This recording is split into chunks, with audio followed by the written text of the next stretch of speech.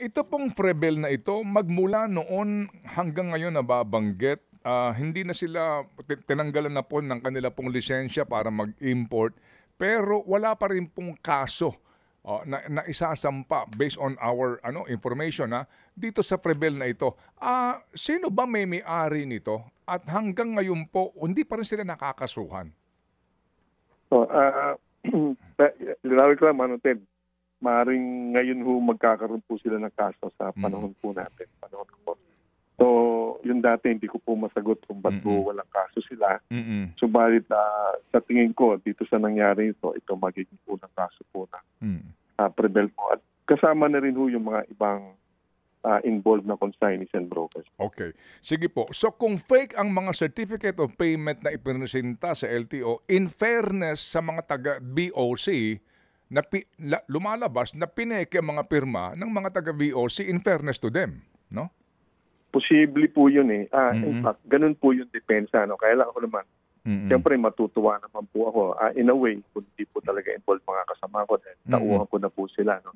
At nangyari po ito na hindi ko naman panahon. Pero yun po ay assumption po. Yun po depensa po ng mga karamihan na sumagot. Pero again, ini-evaluate pa po natin yung mga sagot po nila sa kanilang show cause orders.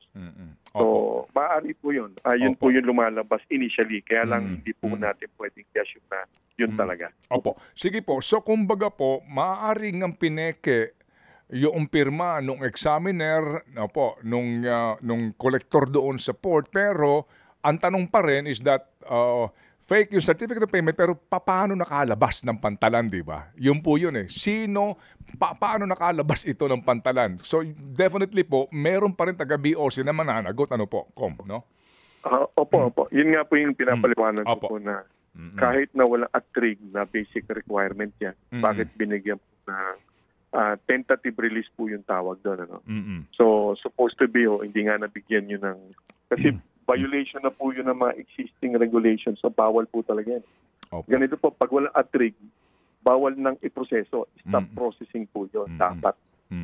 So, na-release pa. Kaya talagang meron din po naman po siguradong nag-release po niya. Maring di po lahat ng nabigyan namin ng show cause ay magiging guilty. Subalit, sigurado naman ako meron po dyan na pananagutin po. Opo. Yan ho bang 2022 na iyan? Yan ba panahon ng Pangulong Duterte o Pangulong Marcos na? Can you at least confirm that? Anong panahon ito? Hindi ko po hawak. Sorry po, hindi ko hawak. Mga kapatid, brothers and sisters, saan ka pa? Dito na tayo sa totoo. Dito na tayo sa True FM. Mga kapatid, mag-subscribe and follow po kayo sa social media accounts ng True Network PH. Yan po kami. Hanapin nyo lang True Network PH, Facebook, Instagram, YouTube, TikTok, and podcast.